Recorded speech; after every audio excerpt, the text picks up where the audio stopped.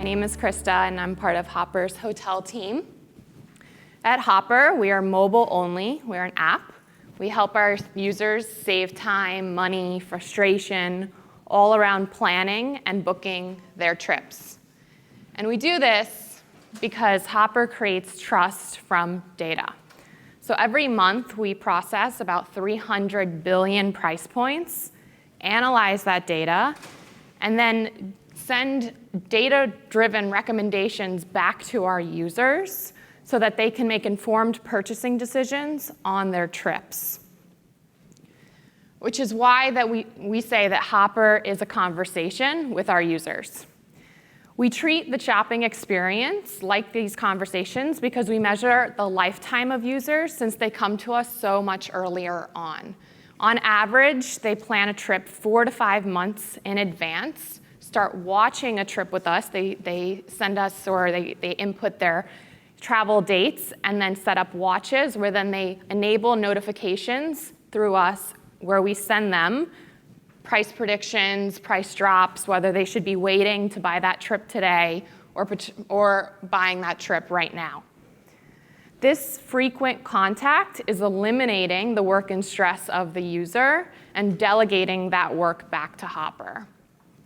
On average, during that 4 to 5 month time span, we send about 42 notifications. And we know that these users value these notifications, considering we've sent already 400 million in the last year. So it's a very different approach than, let's say our web-based competitors who are measuring their conversions in terms of visits and sessions and trying to convert high-intent users in a very short time span in 1 to 2 sessions. So it's a model that's proven to be very successful for us. We are one of the largest travel apps in North America with 25 million installs to date, 55 million trips being planned in our app, 600 million in sales and growing. And if you think of it in terms of our competitors who are let's say Expedia, TripAdvisor, Priceline, who are all outspending us nearly 1,000 to 1 in digital marketing, we are still yet the #1 downloaded app in 2017. These companies collectively spend $10 billion in Google AdWords, whereas we spend 0 on Google search because we're not a website and we're solely an app. So outside of companies like Uber, Lyft, Airbnb, we find that very few travel companies have good product market fit when it comes to mobile, because essentially what they're doing is taking their website and shrinking it down to a small screen. And we find that for mobile, it has to be completely reinvented in order to create a really unique travel experience for the guest. These other competitors are viewing mobile as a discretionary channel, and that is a mistake, and that's because of this. Mobile is eating our time. We're spending 3 times more of our day on mobile than we are desktop, as most of us already know this.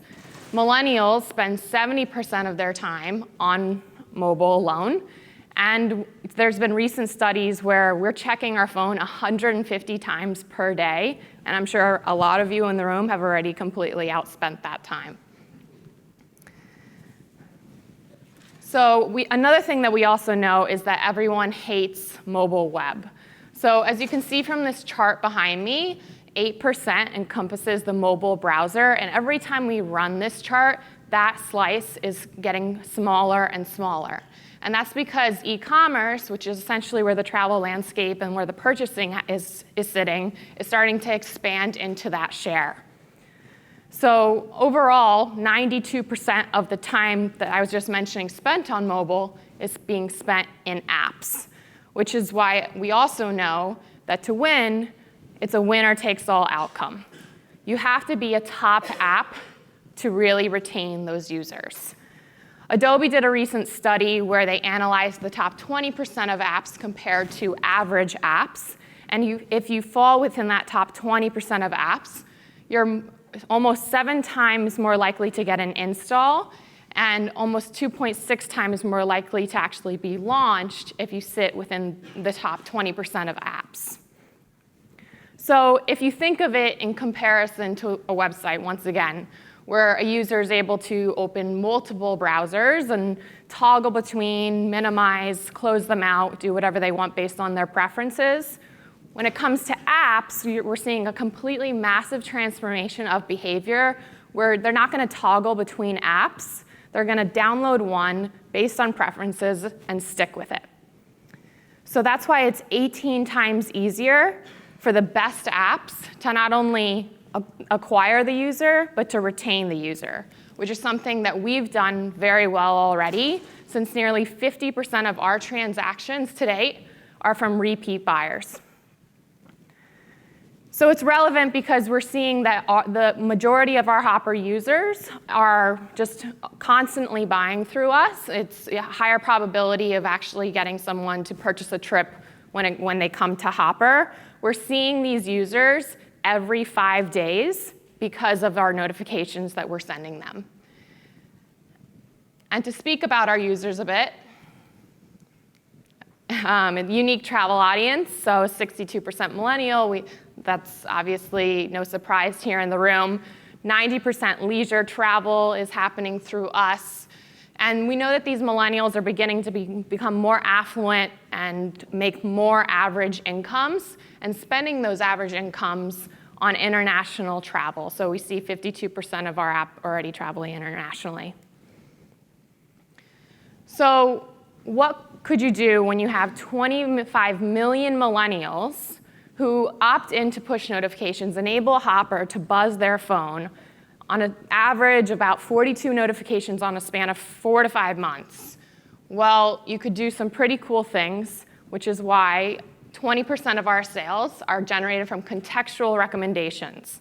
And what I mean by that is, I'll give an example. So take a user who's traveling or decides to travel from New York to Honolulu, for example. They set up a watch with us where they came to us 4 to 5 months in advance. They're wanting us to send them notifications on when they should purchase this trip.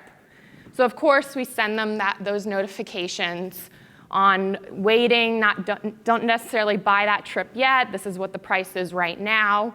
But wonder if we sent them one notification about a different type of trip, such as, hey, have you considered Bermuda in September?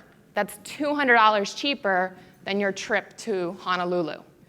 And what we found was that notification alone was getting higher conversion rates than anything else compared to the user that actually was going to go to Honolulu in the first place. So overall, we realized that this kind of prediction, this contextual recommendation algorithm that we started to take trends on, was a form of AI that is enabling Hopper to understand user preferences and kind of think like a human is thinking in terms of leisure travel. And this to date is 20% of our sales, which equates to about 120 million at our current scale. So to think of it in a different light, users respond better to our suggestions than to what they initially searched. So they're converting 2.6 times higher with this type of AI versus on the trip they initially searched for. So going back to my example of New York to Honolulu, that user is 10 times more likely to convert on a trip going to Bermuda than going to Hawaii.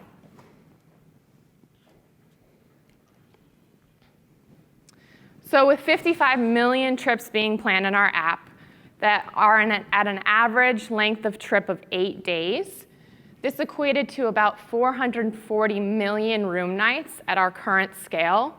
So naturally, we felt that we wanted to become a more holistic travel app experience for our users. So we decided to add hotels as a feature in our app. Pretty excited to announce we're officially launched in the 5 major markets that correlate to our 5 major air cities. New York City, Los Angeles, Las Vegas, Chicago, Miami. And as you can see from the visualization behind me, many more markets to come within the coming months. We effectively convey hotel experiences in a very unique way through mobile, and the reason is because of our content. So we display content in a completely different way. So I know that from yesterday, this was referenced a lot in terms of video. So 75% of traffic consumed online and through mobile is being consumed through video, but yet no travel app or anyone out there has considered putting video as the form of content, so we did. We've hired a full in-house production team to actually go out to the different properties that we're beginning to partner with and start highlighting and featuring the different unique aspects of the hotel.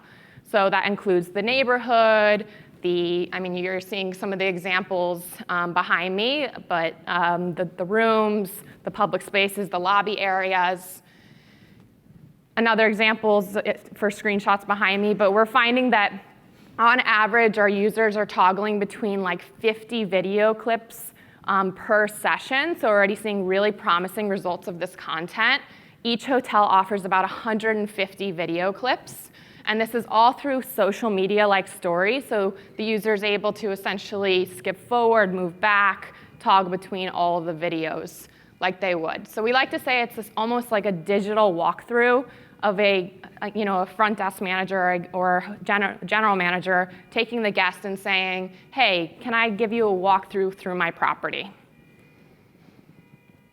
So once the user has figured out the right experience for them, they can then directly book through our app. We spent a lot of time honing in on our booking funnel, making sure it was as simple as possible. So with just a few taps and a swipe, the user's fully booked.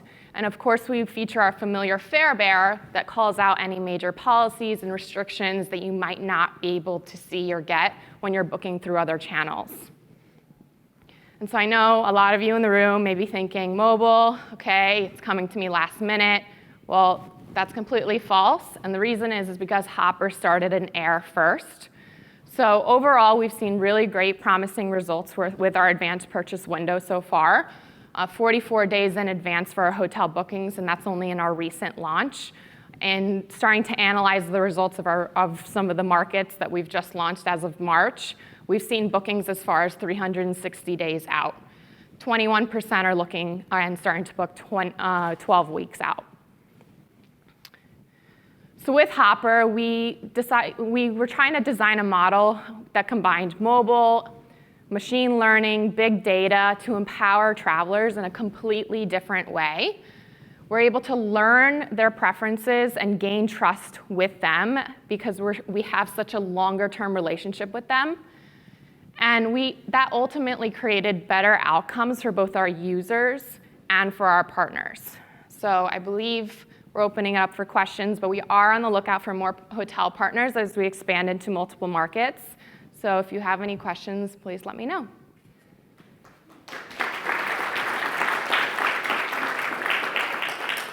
Thank you very much, Krista. Yeah, thanks for taking my question. Help me understand your value proposition in two ways. Sure. In terms of your data sourcing, your API, how is that different than any other travel planning app? And also from the user experience perspective, how you are different versus your peers out there. Thanks. Sure. So in terms of data, so we are collecting data from many GDSs, sourcing that, and we've been collecting that over the span of the past 5 years, and then running our own analysis on that. We have a full data scientist team to really start analyzing the trends in terms of air and now hotel. Did that answer the first part of the question, or? Yeah, okay. And then the second part in terms of our UI. So we're constantly redesigning our UI, actually. So we realized even with hotels, as we first launched back in October, we launched with only one market, and we realized that users were so engaged with the content, and that wasn't exactly what we put as far as the forefront of the app, of the hotel feature of the app. So what we did was, in this past March, we completely pushed all of the content forward. So we're doing a lot of testing to really understand what where our users are going within our app, trying to make the experience better and better for our users. Yeah. More questions?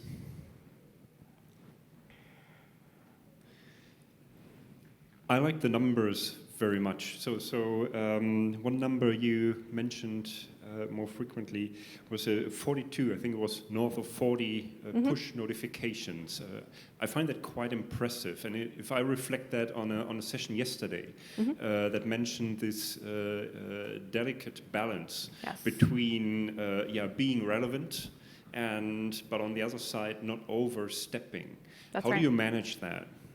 That was all through tests. So actually in the beginning, what was funny is we only were sending notifications of when the user should actually buy and purchase the trip. But then it seemed that our users thought our app might have forgotten about them, or it was broken, or they were constantly going back into the app, making sure that they were, making sure that their trip was still being watched and that there was wait notifications. So that's when we started to really send a few more to see if our users would feel more engaged with it. And anytime our users are not feeling engaged with our notifications, we also have a thumbs up, thumbs down, where they can see whether or not that notification was relevant to them. So we also know that the type of copy that we use has, we change that up a little bit too, just to make sure that we're sending the right type of copy to our users as well. But we've found that sweet spot right now for us has been about 40 within that time span of 4 to 5 months. Okay. So just to play that back, so the 40 plus wasn't something that you designed to start with. It was more an outcome. Yes, that's right. From running those kind of experiments. That's right. In the beginning, it was more buying notifications. That's right. Okay. More question? Yep. Just a sec. Hi there. I had a two-part question. The first part I found really fascinating was your Honolulu and Bermuda example. So my question was, are you using more of a behavioral data to see where that user is going to kind of target them properly, or is it more just, based on, numbers of discounts? And then the second, I'll let you answer that one first. Okay. So what we found was, I guess, in that example specifically, was that just like millions of other people that are trying to travel, let's say, from New York to Honolulu, we're trying to think in the context of that. Were they looking for a good deal to Honolulu, or were they looking for a good deal to a beautiful beach destination? And so once we started to understand the context of that trip and maybe apply that to similar types of users, of course, there are some that will still take that Honolulu trip, but there are others that will actually follow the recommendation based on being a little bit more price sensitive and not being so sensitive on the destination. And are you applying that same kind of methodology to the hotel side as well? Yes, I'm glad you asked. So because hotels are so new, we're very much in our testing and launch phase. But overall, we are trying to surface hotels that are essentially the right ones for the right users. So right now we're displaying hotels in different types of collections, and so we're going to start analyzing the behaviors of our users and what types of collections they're being engaged with. If you look through the app right now, you'll see Instagram-worthy hotels, for example, of New York, and whether or not users agree with those types of hotels or not, we'll figure that out with time. Great, thank you. We've got time for one more.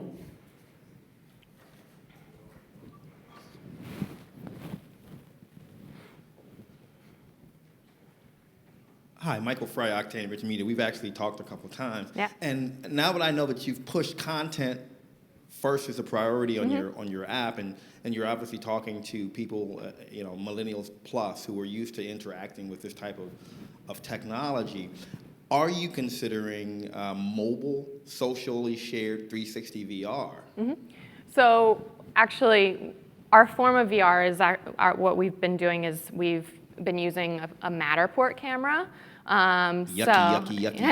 We actually found that a lot of our users really actually are engaged with the Matterport. So that's been our form of VR right now. So we have been getting to understand that 360 view. But our forefront is the editing of the social media stories that we've noticed have gotten the best engagement. But yeah, so to answer your question there. Just a final check whether I understood that correctly. So if I'm using Hopper, Yes. then the AI recommendation is better than my own guess on what I'm up to. Is that correct? Not saying that, but I mean, if you are thinking of a good deal and you're not so focused on one destination and maybe just looking for something overall, then we can provide you with a really good recommendation. Okay. Yeah. Thank you. Very impressive. Thank you. Thank you again.